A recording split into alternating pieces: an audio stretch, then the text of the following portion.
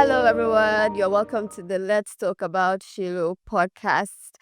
I am Ademisola Adeyemi, and I am your host for today. We'll be having a chat with a number of the sons of the prophet, and joining us in the studio is Reverend Dr. David Antwi. He's the founder and head pastor of Caris Church in London. You're welcome to the show, sir. Thank you. It's a Thank pleasure you. to have you here. I'm happy to be here. Thanks for having me. Yes, sir. So, how's your trip, first of all, to Nigeria? It was good. Great. It was good. Great.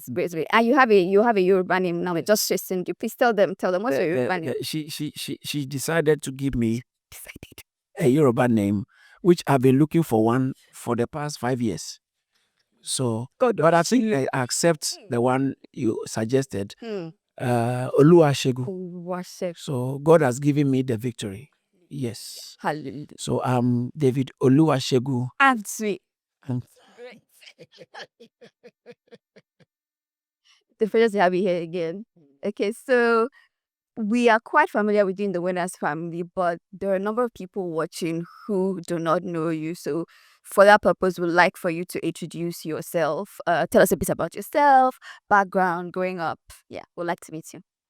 Wow. Once again, thanks for having me. I'm David Entry, a Ghanaian. I grew up in Accra, Ghana, practically much of my life, and then from there, I migrated to the United Kingdom to go and school, and then after my schooling, the Lord spoke to me and asked me to start the work at Caris Church. And so that's how Caris Church started between me and my wife. But I grew up in Ghana, a real Accra boy. So yes. May that see. Yes, well done, sir. Okay. So, Shiloh 2025, this edition makes it how many that you have attended so far since it began? In person, physically, I've been at this is the sixth Shiloh, Great. but I've been attending from London, joining with the London church remotely. So Before you started attending physically? physically, yes. All right, Yes. all right, great. And what's that one thing that makes you keep coming back to Shiloh every year? That's a very good question. I think, every now and then, where I grew up, there's an adage that says that no bird flies and stays up. In other words, it doesn't matter how high you go, there will always be a docking station for a ship. And I feel it's always good to come back and, recharge, refuel, be re-inspired, realign, So I keep coming to Shiloh because there's something that God started in my life from the ministry of Papa. Oh, really? And every now and then, every time I come, it gets, refired, Activated. refueled, stirred. So I don't think I'll get tired Okay. coming. All right, great. So you mentioned that something was activated in this place. Can you tell us a bit about it? Yeah, in my background, I became born again very early in secondary school and been on fire, forefront, aggressive, passionate type of Christian life from my youth. And so I started following Papa many years ago whilst I was in Ghana in the mid-90s, but it's not following closely, but I knew about him, read some of his books and took a lot of inspiration until I was in London and God led me to connect with Pastor David Oyedepo Jr. When he was in London. And something sparked in me with regards to the commission. So prior to that, we had been pastoring our church from 2002. And I got connected properly from 2008. So we were doing well. The church was okay. But when I connected with Papa, fully following, it wasn't the same again. The miracle ministry was birth. We started seeing testimonies, miracles in our work in ways that were not Remarkable. the usual, and supply, financial supplies, abundance. I mean, it's unusual. So we saw, you know, it's easy to think you can do something, do ministry by yourself until you get connected to a certain type of grace. Then you know that this thing is not from me, it's from the grace. So we caught the grace for church um, boost, we caught the grace for financial provision, and we caught the grace for ministry impact and life transforming ministry.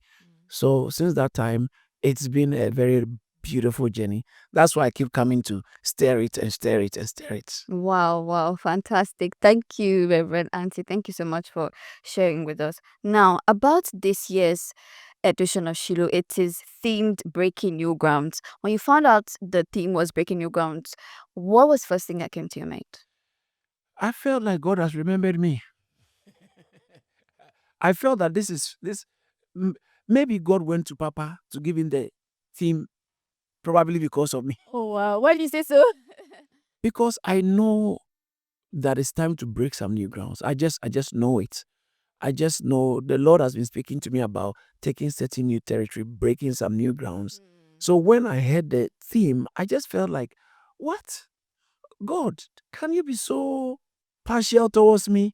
And so I feel that the theme is I feel something personal about the theme because I know 2026 is going to be a major groundbreaking year for our church, our ministry, and my life and my assignment in God. So I said, bring it on. I'm going to plug in full on.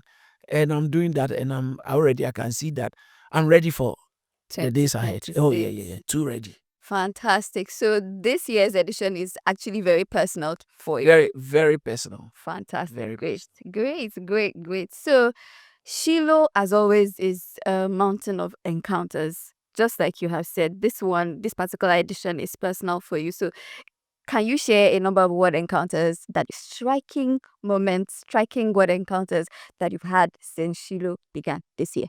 Oh, yes.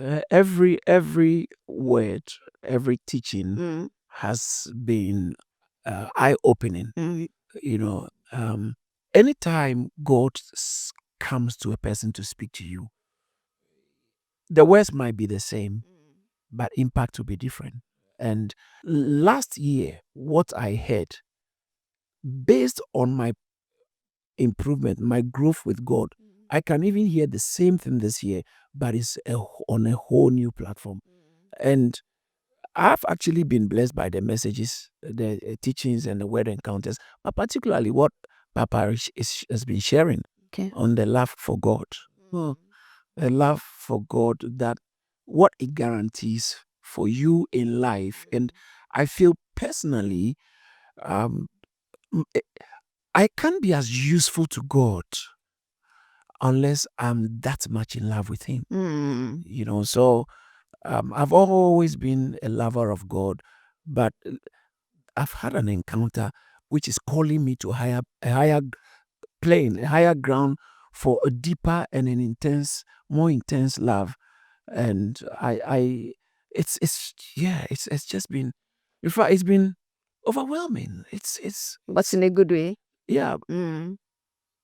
Let me put it this way: in Luke chapter 24, 32, did our hearts not burn within us as He spake to us on the way and expound or open the scriptures to us? That's the kind of experience I'm having. I feel I'm having a burning heart experience. It's like I can hear and I can feel another call, a burden from God for the next phase, the next step, and to realign things that need to be realigned and readjusted in my life. So it's just been a blessing. The message on faith, the message on dedication by Bishop Thomas, the message on dedication. What else can I give to God but my all and more? So it's really, I think it's an encounter for me. It's been an encounter.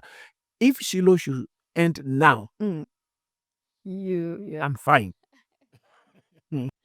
That's fantastic. Thank you. Thank you for sharing from your heart, sir. So, as we round off, what would be your charge to anyone watching, especially young people, on how to break new grounds in every area of their lives, especially as we enter into the year 2026?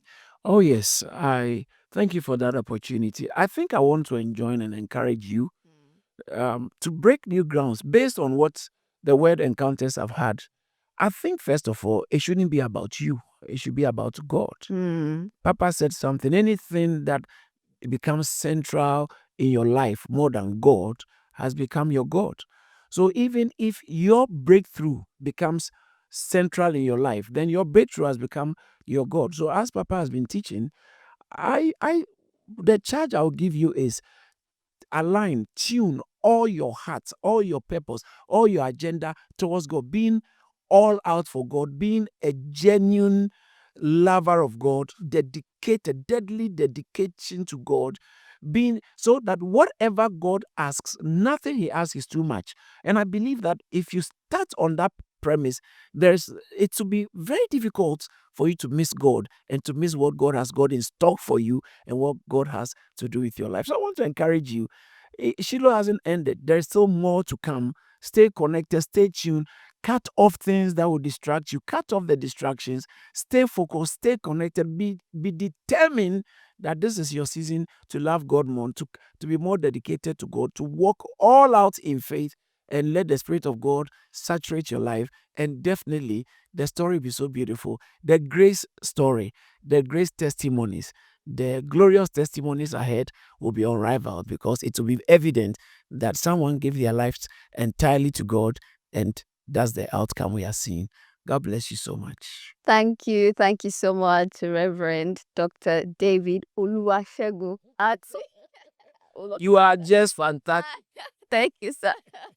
It's been an absolute delight having you on the program. Thank you for sharing from your heart. We look forward to seeing you next The time. honor and the pleasure is mine. Yes, sir. Thank you so much for having me. As we do it in learning, as we do it in learning, we do it like Okay, okay. the love her all this way. I learned your Okay, okay. This is new to me.